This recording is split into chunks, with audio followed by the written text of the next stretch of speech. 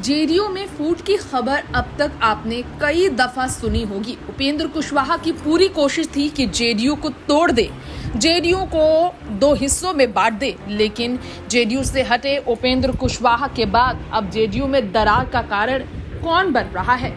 सवालों से घिरी है जेडीयू। ऐसे में मुख्यमंत्री नीतीश कुमार की चिंता तो बढ़ेगी। आइए जानते हैं वो 4 फैक्टर जो कर रहे हैं बड़ा इशारा जेडीयू में टूट की तरफ। नीतीश की घमंड टूटेगी, जेडीयू अगर टूट गई, बिल्कुल तय है ये बात।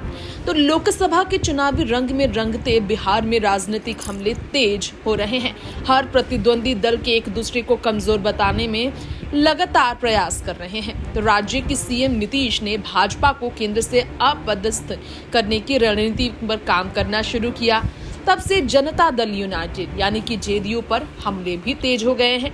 अब दावा है कि उपेंद्र कुशवाहा की राष्ट्रीय लोक जनता दल की तरफ से जो आवाज उठ रहे हैं उससे जेडीयू में और टूट होनी बाकी है।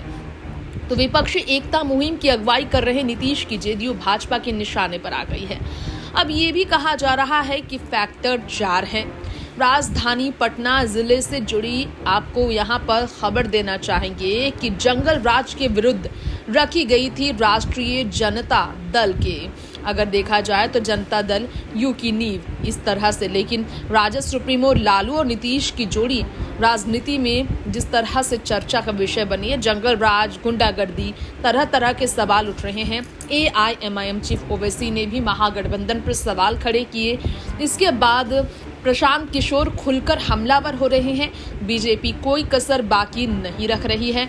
तो इस बीच तेजस्वी को नेतृत्व सौंपने की जो घोषणा हो रही है, यानी कि तेजस्वी यादव को महागठबंधन के नेतृत्व सौंपने की जो घोषणा हुई है, महागठबंधन का नया उत्तराधिकारी नीतीश नहीं बल्कि तेजस्वी को बनाने की बात चल रही है। इससे जेडीयू में टूट की शंका बढ़ती जा रही है। इसके अलावा जदयू का आधार वोट भी नाराज है। जी हाँ, तो वहीं सांसदों और विधायकों की मुश्किलें बढ़ रही है। उपेंद्र और बीजेपी के दावे लगभग सच सामने आ रहे हैं कई दफा, कई तरह से देखा जाए तो स्थिति इसलिए भी चर्चा का विषय बनी हुई है।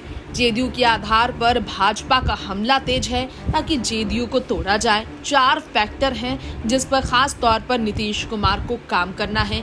सबसे बड़ा फैक्टर है तेजस्वी को नेतृत्व सौंपने की जिम्मेदारी अगर नीतीश ने ली है तो इन्हें समझना पड़ेगा कि जेडीयू में हर नेता क्या इस फैसले से खुश है, क्योंकि उपेंद्र कुशवाहा इसके लिए तैयार नहीं थे, उन्होंने पार्टी छोड़ दी।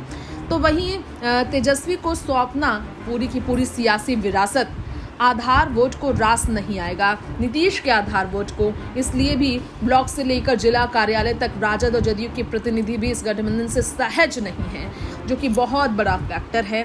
तो वहीं जदयू का राजद से मिलन को लेकर पार्टी के भीतर सब कुछ ठीक है, ऐसा बिल्कुल नहीं है, क्योंकि विधायक और सांसद जो एनडीए के आधार वोट यानी जदयू और भाजपा के आधार वोट से जीत कर आए, उन्हें राजद के साथ ये मिलन बिल्कुल रास नहीं आया है, जिससे आपको समझ सकते हैं कि नेता दल बदल कर अपनी राजनीति की धार को तेज रखने का काम करेंगे।